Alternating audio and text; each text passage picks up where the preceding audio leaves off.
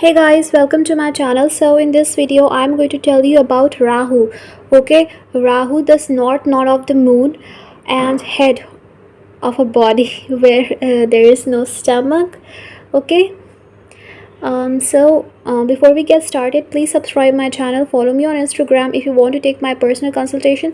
So please check the link in description. Okay, so without wasting time, let's we start this video, guys. Okay, so Rahu is a very important planet. It tells you about the area of life where you have to work. Okay, what you have to deal with in this life. For example, in the past life, someone was not able to deal with the relationship. They can get Rahu in Libra, or Rahu in the 5th house, or Rahu in the 7th house, or Rahu in the 11th house.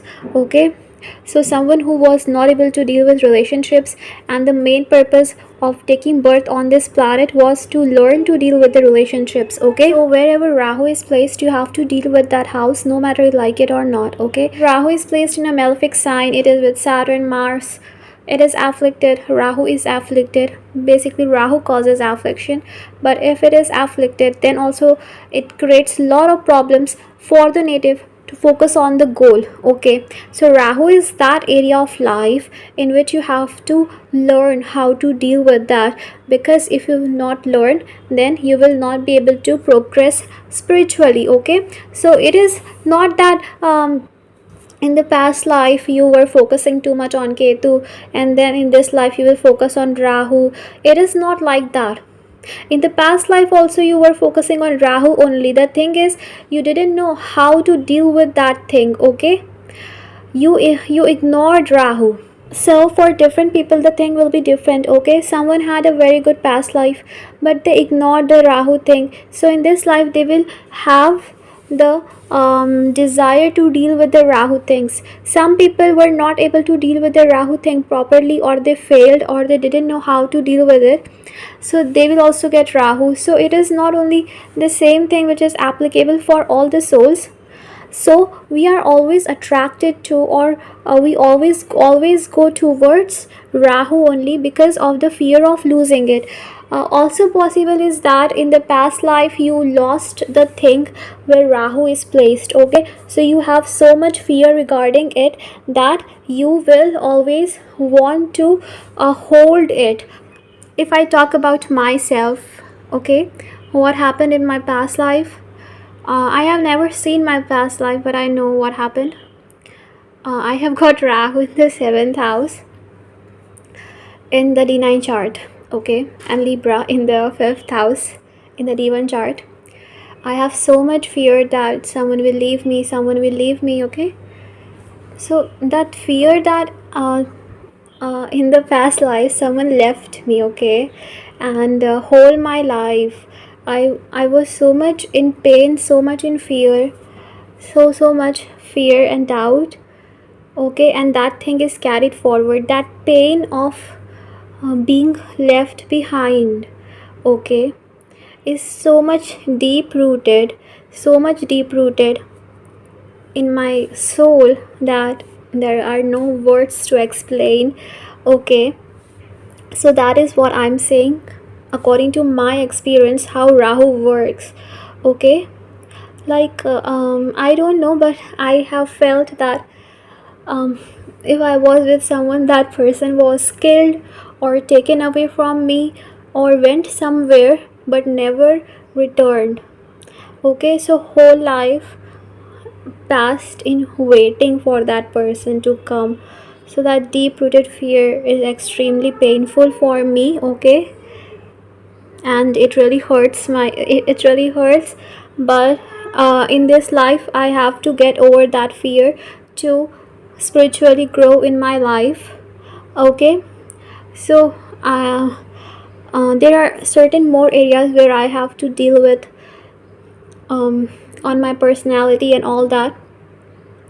Also, it also tells that selfless service to the society, because I have Ketu in the 1st house. So not living for myself but living for the people, not thinking about my happiness but thinking of the happiness of the people. Okay, letting go my ego and working for the society. Selfless service is what I have to do in this life. So I don't know how I got to understand this thing, but my soul always understands. My intuition is very strong to understand my past lives as well as this life. Okay, 9 chart. So this is how Rahu Ketu works.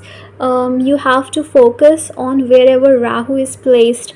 Okay, you have to deal with that thing. Unless and until you are able to deal with that thing, you will not spiritually progress. Okay, and that doesn't mean now, if I talk about myself, if I always only focus on my partner, okay, and not focus on myself, okay, and like sacrifice myself, even if my partner is doing wrong, I sacrifice myself and support him and don't focus on my health, on my happiness, that is not the right thing. A balance, okay. So balance has to be maintained. Okay, for each and every individual, Rahu and Ketu will work differently, and you need to understand how you have to understand this Rahu Ketu. You have to see Atma Karka, Amatya Karka. So if you go to astrologer, please let astrologer know what you actually think of Rahu and Ketu from your own perspective, so they will be able to guide you better. Okay, so for me, I myself, I never asked any astrologer regarding it. My soul automatically knows about this, what I have to do. So that doesn't mean that, for what I have to understand here is that Rahu in the 7th house, I need to understand that whoever I am with will not go away. Okay, whatever happened in the past life will not repeat again. That person will not go away, so I don't have to worry about that person will go away. Okay, I have to understand that if he is meant to go, will go. If not, then he will not go away. So I have to let this fear go away. I have to be strong. Okay, so dealing with the fear, because unless and until we are able to deal with the fear, we will never focus on Ketu. Okay, so here we have to focus and deal with Rahu. Okay, to solve that complexity, and till that fear of losing Rahu, till the illusion that Rahu is creating goes away. Okay, so till then you have to fight with Rahu. Okay, but you have to understand that Rahu is illusion. Okay, you cannot deny Ketu. For example, Rahu Ketu in the first 7th axis. If Rahu is in the first house, Ketu is in the 7th house, then the person is always in the illusion, okay, about the personality, questions the existence of life. So Rahu in the first house, it creates illusion about a personality, okay. Fear of relationship. The person doesn't want to go into relationship or to get married because the fear is of getting cheated or something like that, or the person is very much an illusion regarding his or her personality. What is the personality? Same way, Rahu can be in the 11th house. Okay, the person always attracts wrong friends sometimes, or the person can deceive the friends. So Rahu is something that you are always having focus, or you don't want to leave. Rahu is your comfort zone. Okay, Rahu is your comfort zone. Rahu in the 11th house.